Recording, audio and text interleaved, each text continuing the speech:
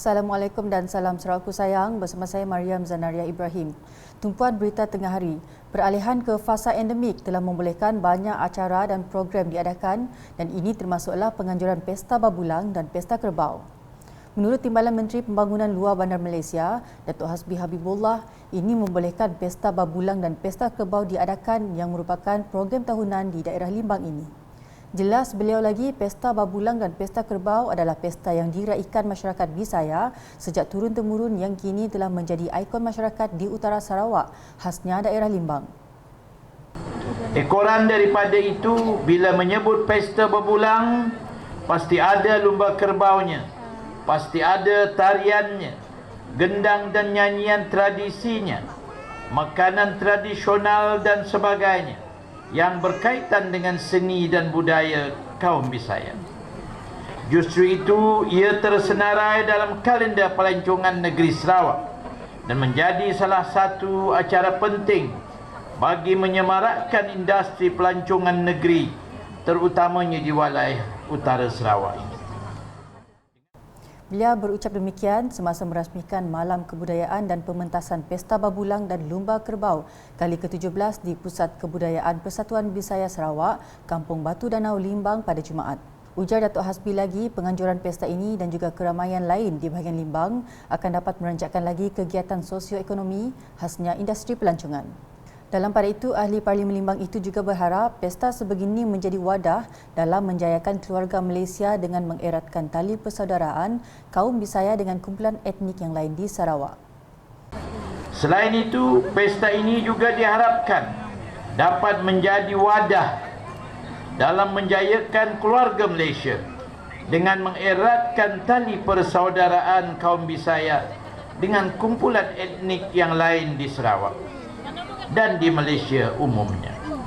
Dengan yang demikian akan memupuk semangat perpaduan yang tinggi demi kejayaan dan kecemerlangan negeri Sarawak dan juga negara kita Malaysia. Pesta Babulang dan Lumba Kerbau pada tahun ini disediakan lagi dengan pelbagai acara sampingan lain seperti pertandingan Ratu Agak Asal, persembahan kebudayaan masyarakat Bisaya, persembahan kebudayaan masyarakat Iban dan persembahan nyanyian lagu Bisaya. Berita seterusnya, beberapa projek Rumah Spektra Permata RSP di bahagian Mukah kini dalam pelbagai peringkat pelaksanaan. Menurut Ketua Pegawai Eksekutif Perbadanan Pembangunan Perumahan HDC, Muhammad Asman Ahmad, menerusi kenyataan media pada Sabtu, pelaksanaan RSP di bahagian Mukah telah dimulakan sejak 2019 dengan skim pembesaran kampung SPK di Igan dan Tian Matu. Katanya sebanyak 22 unit RSP SPK Igan dan 20 unit SPK Tian Matu yang dibina menggunakan sistem binaan berindustri IBS telah bermula pada 14 Disember 2019 dan kini telah pun siap. Muhammad Asman menambah, program RSP lain yang kini dalam pelaksanaan di bahagian Mukah ialah SPK Hilir Dalat dengan sebanyak 39 unit untuk fasa 1, manakala 21 unit dicadangkan untuk tambahan baru dalam fasa seterusnya. Selain itu, katanya cadangan baru lain untuk program RSP pula adalah SPK Oya Dalat.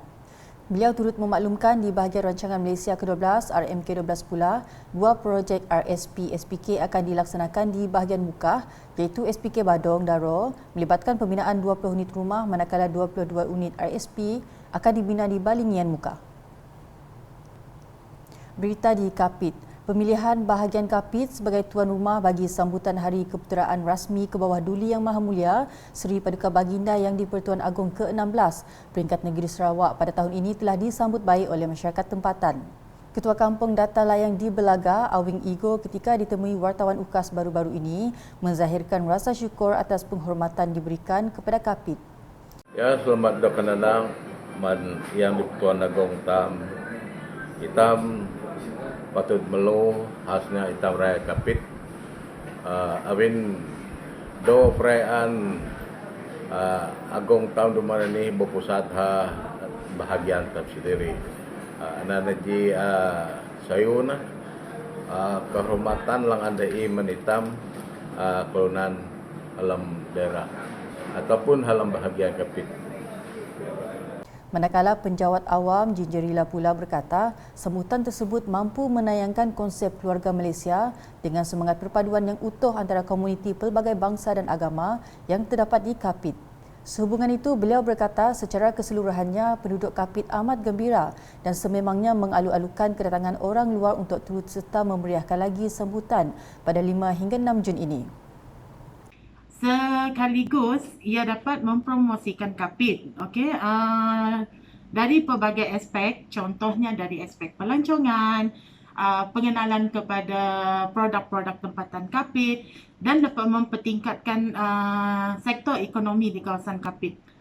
Sementara itu, bagi golongan belia Zarik Afzan Abu dan Muhammad Faizal Junaidi turut berpendapat sambutan acara tonggak sebegini akan menjadikan Kapit sebuah lokasi tumpuan para pelancong bukan sahaja dari dalam Sarawak, malahan juga dari dalam Malaysia secara amnya.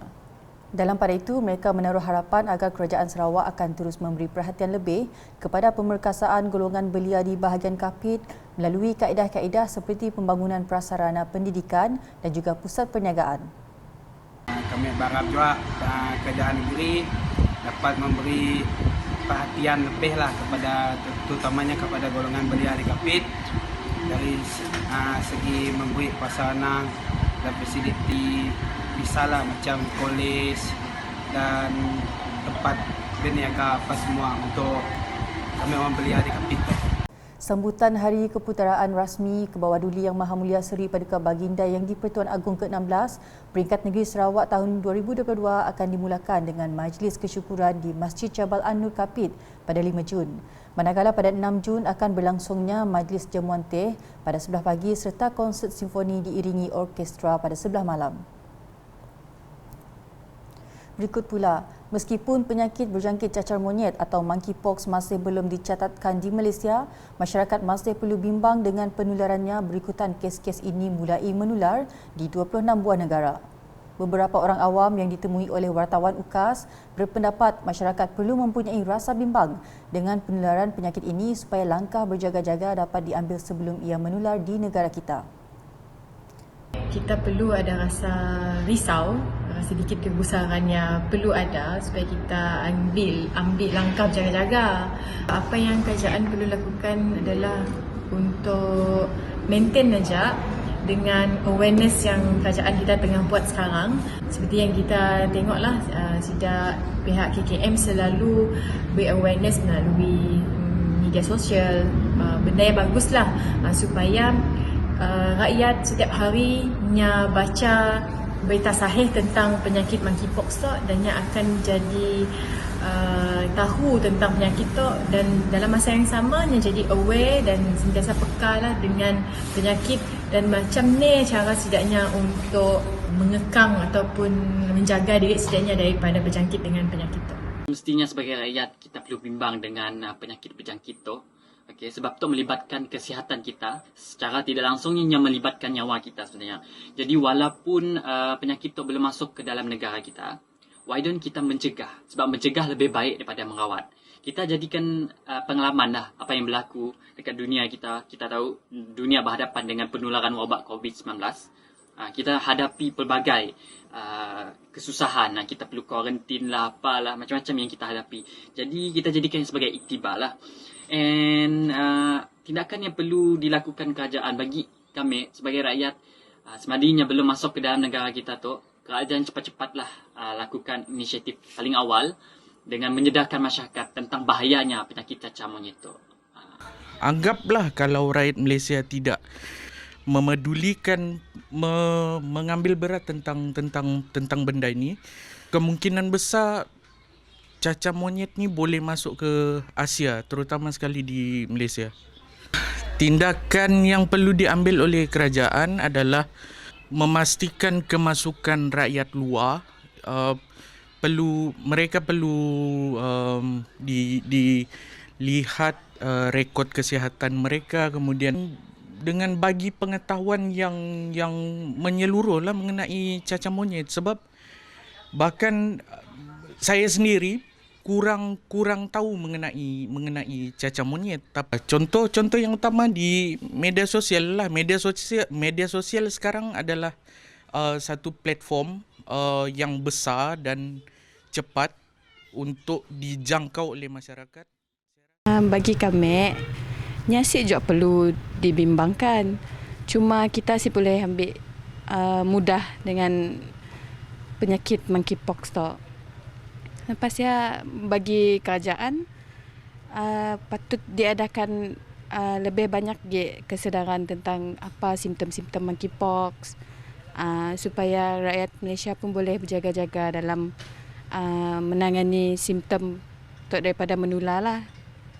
Selain daripada dalam siaran TV melalui social media macam Facebook ke Instagram, kita boleh pula iklan mengenai kesedaran tentang virus, macam ni cara virus tu menular, macam ni simptomnya, apa efeknya dengan terhadap manusia lah macamnya.